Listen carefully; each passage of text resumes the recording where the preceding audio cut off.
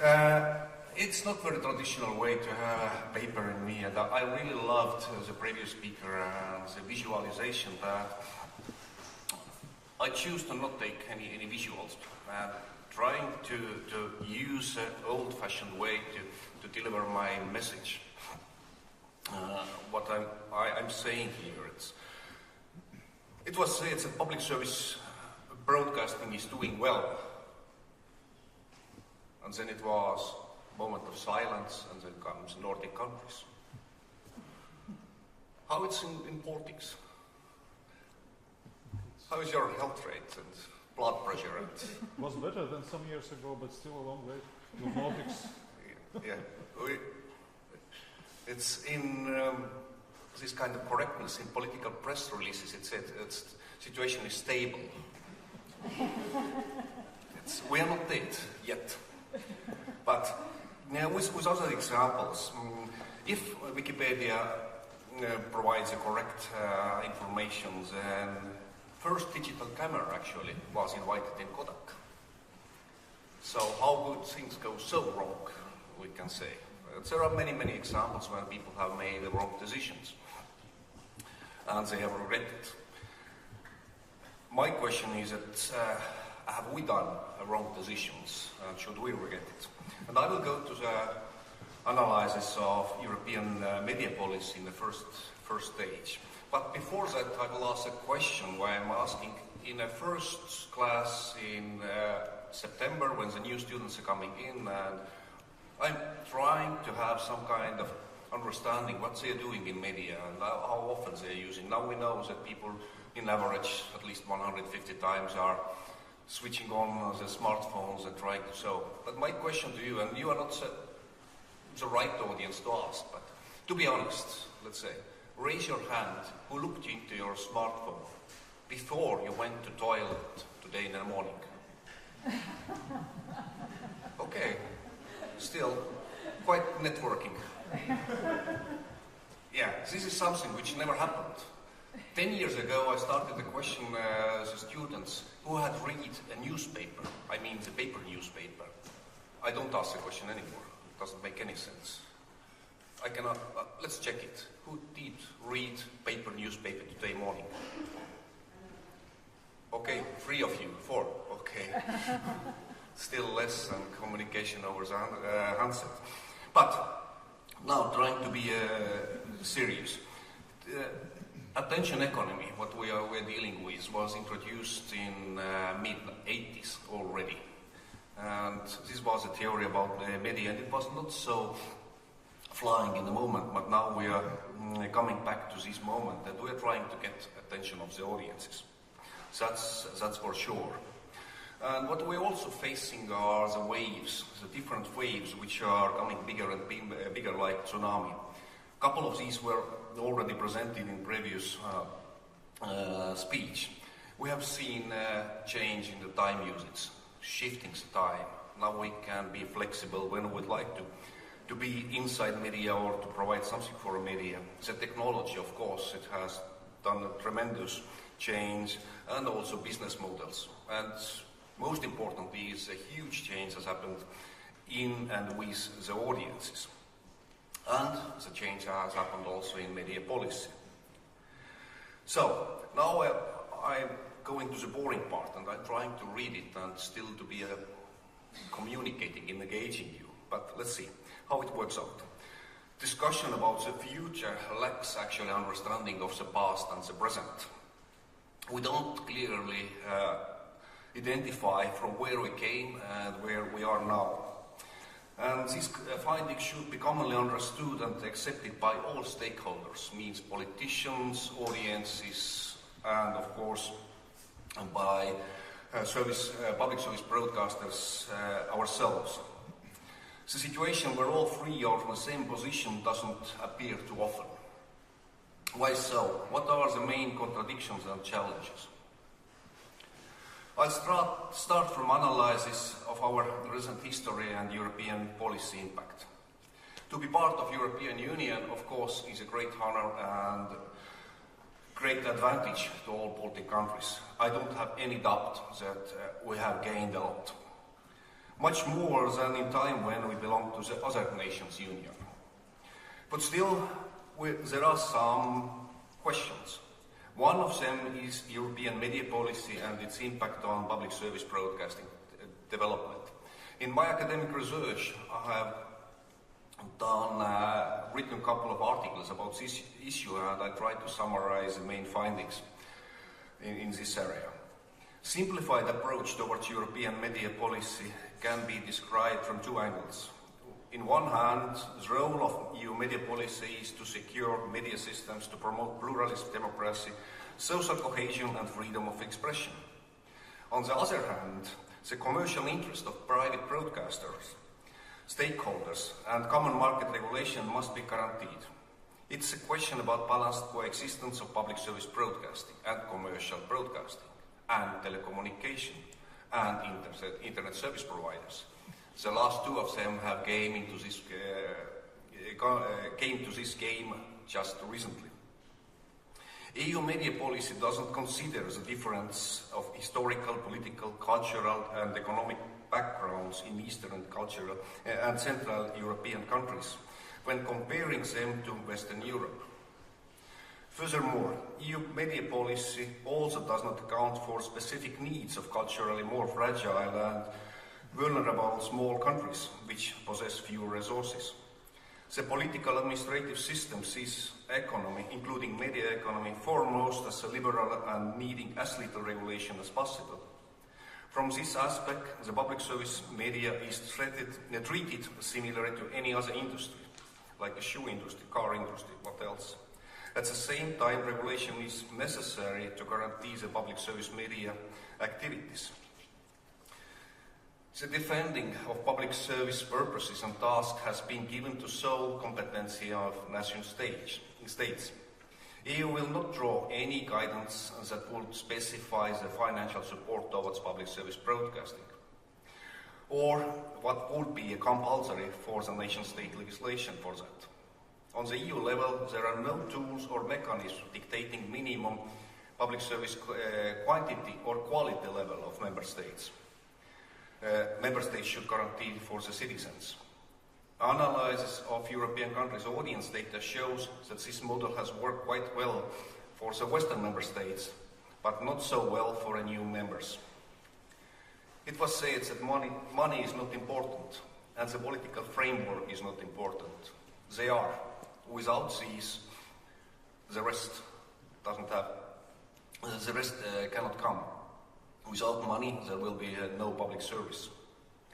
When Western countries have a long public service tradition as a part of cultural heritage, then the Baltic countries on this background are missing it. We tried to take over from West the superstructure and the liberal market ideology. Unfortunately, the basement for that was missing. We tried to embed Western culture into system which has roots in Soviet Union. And the West didn't understand the challenges of transition countries have when transforming the big, inefficient state media institution into public service media companies. Polish scholar Karol Jakubowicz calls this failure as Europeization.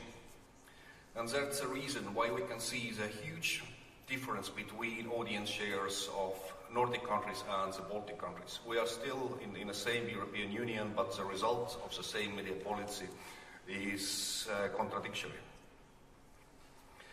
The basis of this conflict is the scarce legitimacy of the public service in the political administrative system in Baltic countries. It is unfair to say that all politicians do not understand what for the public service exists. Still, we can see that on several occasions politicians value public service on the scale which is most convenient for them. And the scale is, are public service supporting their ideas and their events or actions, or doesn't public service help them to stay in the power or to get into the power? My personal experience being involved with public service broadcasting in Estonia for 12 years says that the most important topic for a council meeting has been how many seconds I was on screen, or by I mean the political parties, or how long our enemies or competitors, so to say, were on screen. And this is not good. Of course, there must be a balance and fair reporting about by public service broadcasting about political processes, but this is not the only thing public service must do. And the value of public service is much bigger than correctness in political reporting. Work of professional journalists does not meet these objectives at all, and therefore politicians do not consider funding of public service broadcasting as a first priority or even a high priority. Funding of public service doesn't bring them any extra votes at elections. The basis of this conflict is the scarce legitimacy of the public service in political administrative system, as I said. At least this was a common situation before 2014. Now the dimension of national security has changed the paradigm. Thanks for beauty. It's ridiculous to say, but this is something which really shakes the world. Crimea and all these events, and now we can see that politicians are thinking about public services much more in a positive way than it was before. But let's imagine if there will be no events in Crimea, what will be the position of public service broadcasting in Baltic countries then? We are in the process of revision of EU media policy again. Part of proposed amendments for the Audiovisual Media Service Directive are trying to help commercial broadcasters in their fierce increasing global competition. These changes in the directive are, of course, needed. Media regulations should be technology neutral. There must be the same rules and equal treatment for all audiovisual media service companies for serving their audiences.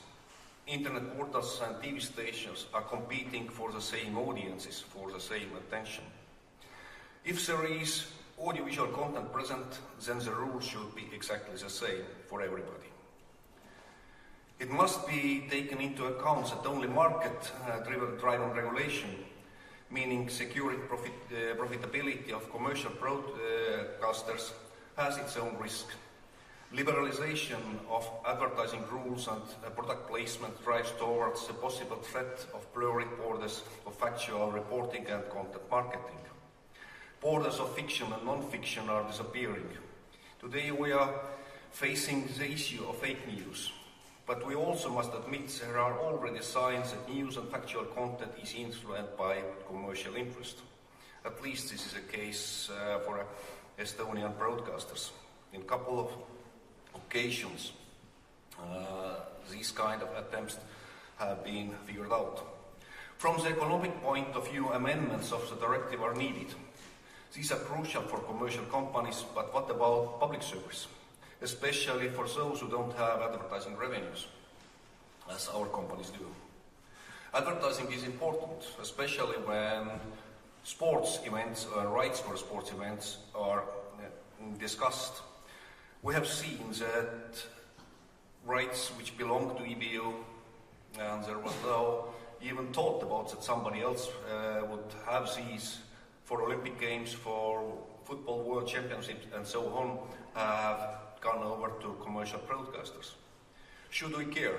Olympic Games and all sports events are moving to East, and these are not favorable broadcasting times. Should we let them go? Maybe. But the problem is bigger. It also concerns local sports events. Sports clubs and unions and associations are using sponsorship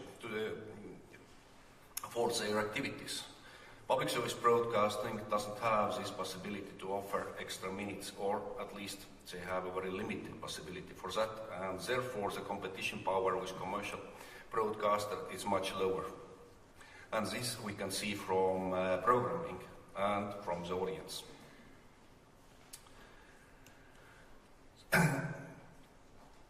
Now, after that, it's a time to ask the real difficult question.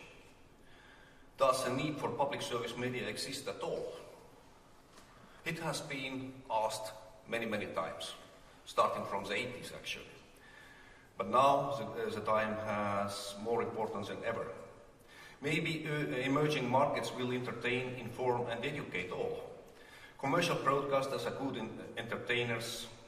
Videos produced by YouTubers and other forms of user-generated content are beating TV program ratings. As a side mark, successful YouTubers have a huge impact on their fans, especially on young audiences. YouTubers monetize their fame and they are selling their audience to the advertisers. Basically, they are following the same commercial model as broadcasters, with exception of the regulation. Advertising, they are not under the regulation of advertising. If not to regulate these business forms, why should regulate the rest?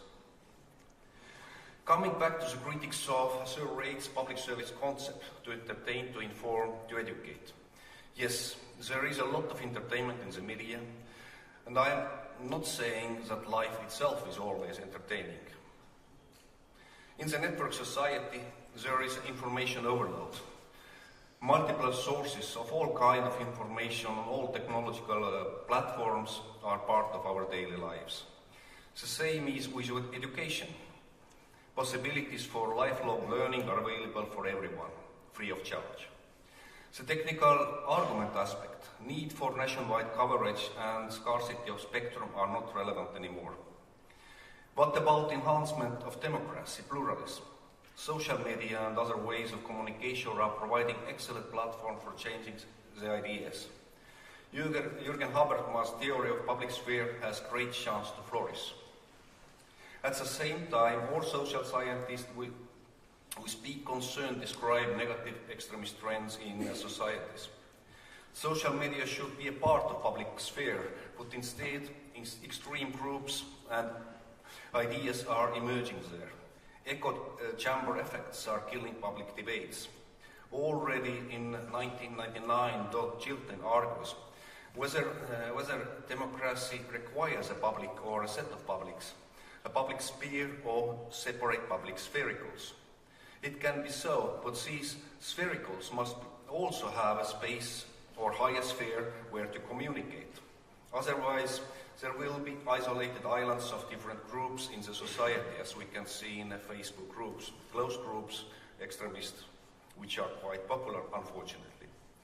It is argued that there are no ongoing negotiations among members of different groups, then the media can provide a help. If this is true, then how can media policy support these processes? This is a great challenge for public service media too. There are more challenges to come. Concept of public service media is mass media concept. It is trying to serve all groups, which are getting smaller and smaller in a society, but we can see that we don't have one nation. We have many, many small individual persons. The mass media tools are created for mass media, how to serve fragmented audiences, how to serve sphericals, the small ones. It used to be communication from one to many, but now it should be a communication from one to one. Specific, individualized television or radio channels for each citizen. Is it possible? Unfortunately, no. One can say that this is too dramatic description in reality. All traditional channels, especially television, is still performing well, at least in Nordic countries. Average TV viewing time is even increasing. True, but only when elder generations are concerned. Young generations are slipping away. Young families even don't have planned to buy a TV set anymore. The recent research conducted by Tartu University shows that the only TV format which attracts all age groups is own local comedy series.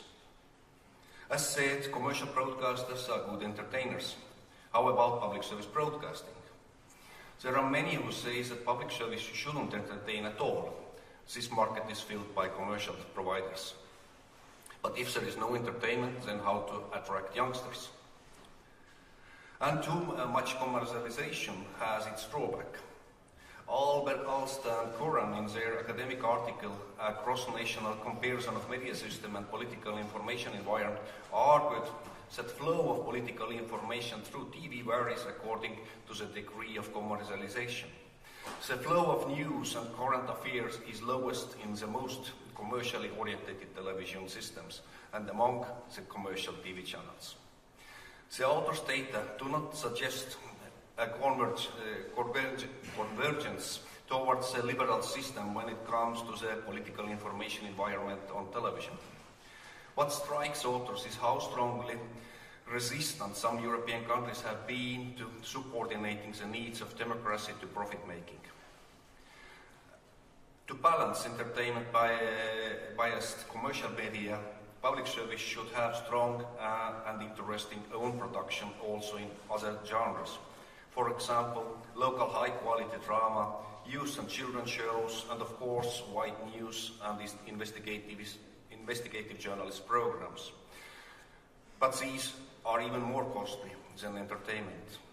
This results in the conclusion that for strong public service broadcasting, the funding should be a relatively higher level than budget of commercial broadcasters. In reality, the situation is opposite. Level of available funding is an immediate cause of public service performance. Sufficient funding will support high-quality production, which is needed to attract audiences. And we have evidence from Nordic countries here. In the case of Estonia, there actually exist two main audiences. National language speakers and the Russian speakers. This means that for serving both communities in the best way, actually double amount of funding is needed. It is evident that the private media is not able to serve Russian language citizens on a proper level. Yes, Estonia has made great effort and ETV Plus is launched now, but it will be really hard to attract bigger part of the target audience with the TV channels which yearly budget is less than 10% of the cost of one episode of Game of Thrones. The last point here. Public service broadcasting is a reliable source of information. In times of fake news and propaganda waves, it is really highly important to remain as the most trusted source of information for the citizens. Fake news, propaganda, and post-truth era are really hot topics here. It has been already touched here in a previous speech, how important this is, and I will skip the part of it. But, it is understood, even among majority of politicians, how serious and damaging negative aspect of this phenomenon could be for a society. I agree on this one. And there comes the next challenge for public service, how to maintain the position of the most trusted source of reliable information in the very limited budgeting situation. Competition with online media puts pressure on the newsrooms. Only the first published news are news. A wish to be first means that there is less time for factual control. How to be first and still have correct facts and still to have the last word to say. And this should happen on all platforms. We used to the format when the main news were aired at 9 o'clock in the evening. Today, this is not relevant. Gregory Lowe and Christian Nisson, in their book Small Among Giants, Television Broadcasting in Small Countries, argue that television broadcasters in small countries have fewer business options than their counterparts in large countries. In the context of today's conference, their important findings are that smaller television broadcasters are confronted with economies of scale, problems ending up with restricted consumer choices, restricted journalistic choices, homogeneous journalistic working practices, decline of critical monitoring. This is something which can be partly compensated with good public service media, meaning that the funding again of the public service should enable to avoid these obstacles. The last challenge I would like to touch is about media innovation and new ways of audience engagements. Large public service media companies are also media innovators. They are capable to invest into new technologies. They are able to take the risk. In Baltic countries, it's hard to find good examples from these fields. Modern media companies should develop their IT competencies and introduce new services or emerging platforms. For that, extra resources are needed again. Unfortunately, public service broadcasting does not have considerable increase in their budgets to meet these demands. They actually have only two options, and both are not good ones. To take money out from a content production, TV is the costliest medium, it means less television, and risk with loss of audience because there is nothing to watch, or not to invest into new technologies, which ends up with the same negative result. Audience will decrease because people below 55 will not be watching it, or will be not attached. Before ending my presentation, I would like to come back to one aspect of the EU media regulation issue, which may have a crucial impact on the whole media landscape. This is the role of media independence of regulators and governing bodies of public service broadcasting. We have seen recent negative trends in some EU countries which are undermining these principles of independence of media, especially of the public service media. We should not let this happen in our countries. So, my conclusion is, we should strengthen the cooperation, which is already quite good between Nordic and Baltic countries, but it can be better. And we should have our voice heard in European level too. Thank you.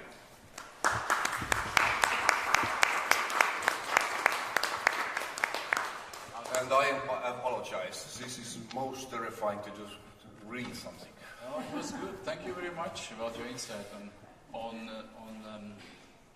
this issue concerning threats and challenges in Estonia. And I have to agree, in Latvia, before Crimea and after Crimea, the situation has changed as well. Unfortunately, yes, but luckily, maybe, yes.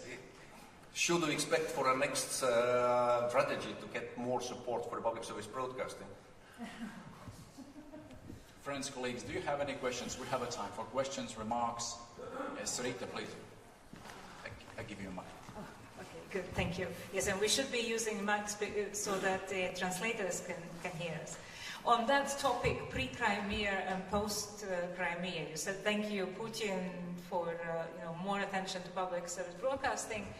And yes, definitely that is the case in Latvia too. There's been more attention, but is it an opportunity or an additional threat? Isn't there a risk of government seeing now public service as a weapon and trying to weaponize it in the information war that we so frequently hear mentioned? You're absolutely right. The threat is there. And all kind of influences, when we're talking about the independence of public service broadcasting, all kind of influences should be minimized. And if public service broadcasting receives money which is, so to say, tied for certain kind of events or targets, then we can ask the question, is it interference into independence of public service broadcasting? Yes.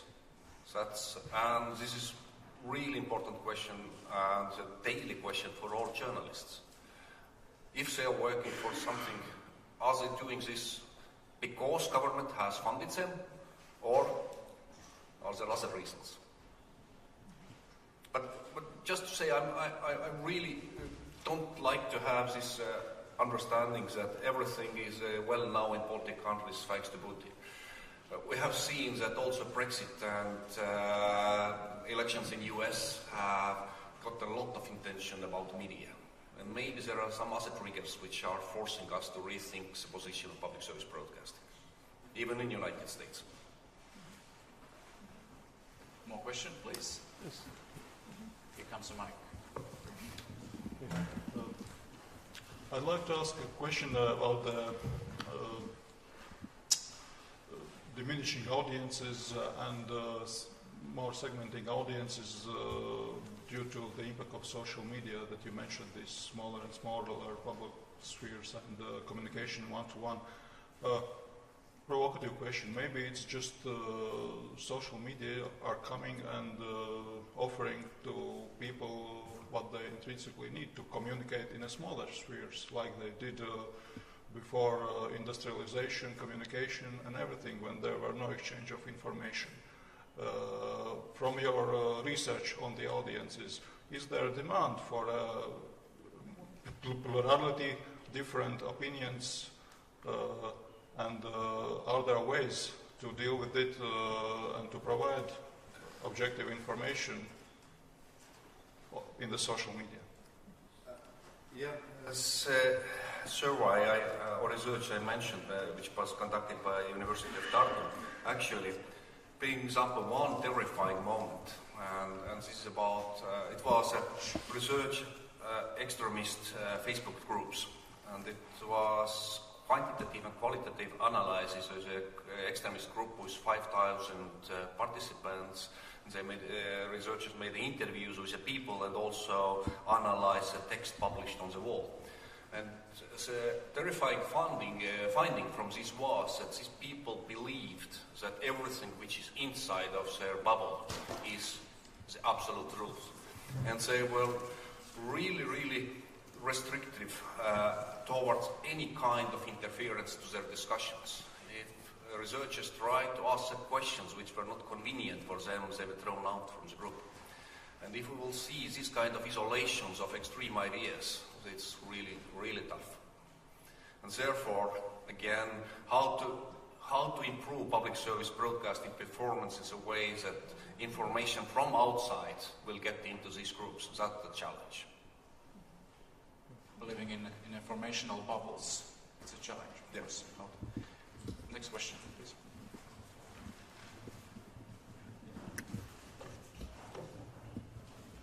My name is Jesper Termans, and I'm representing Danish Broadcasting Corporation.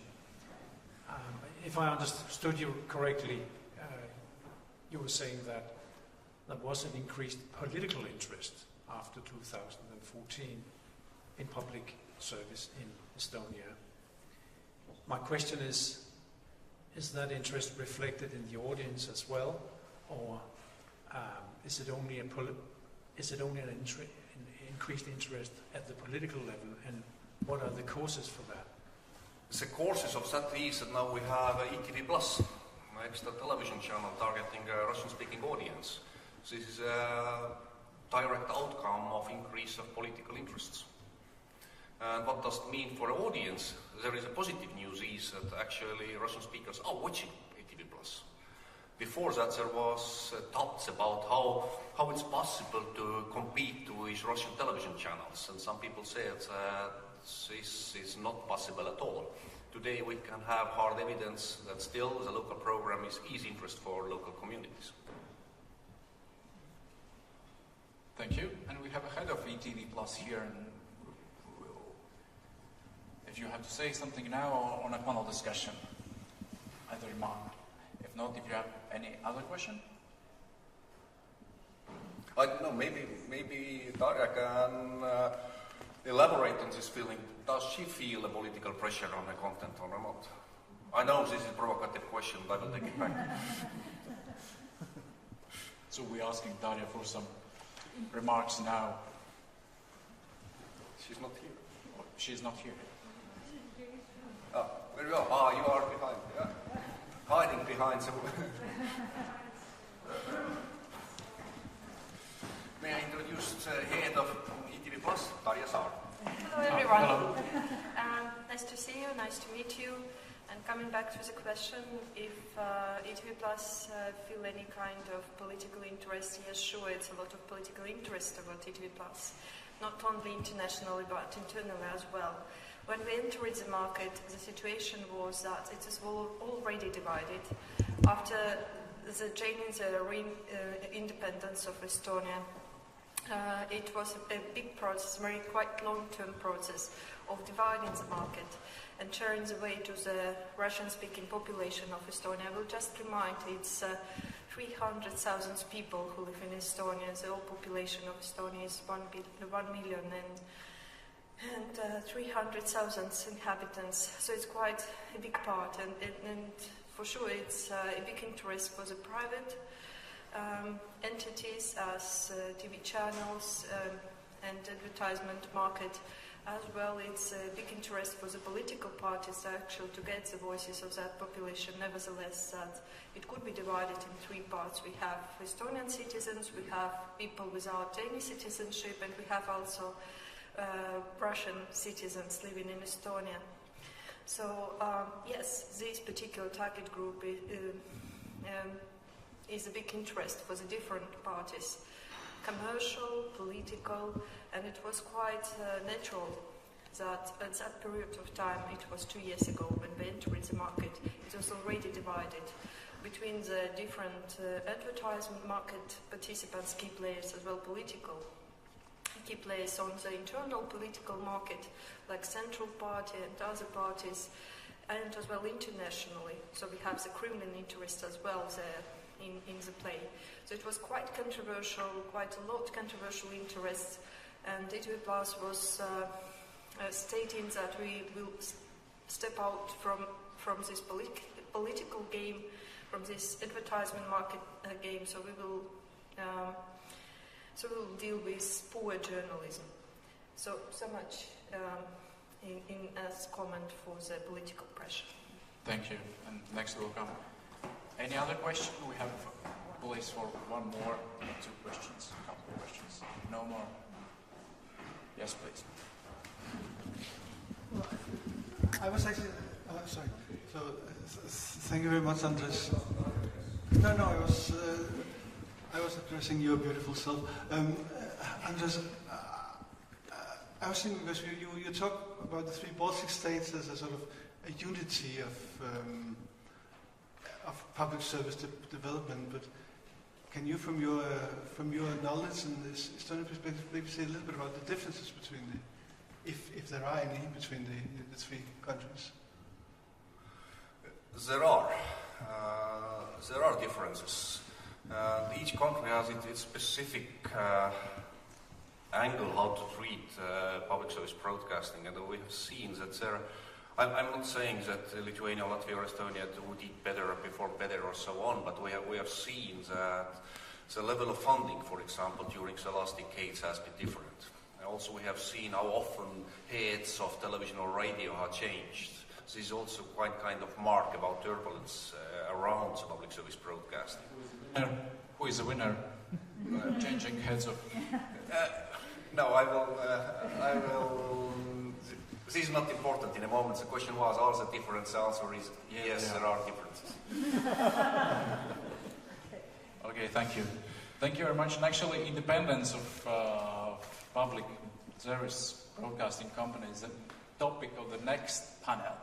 The next panel will come right after coffee break. And coffee break we have here for 15 minutes. And let's take coffee break and then we'll come back. Thank you, Andres.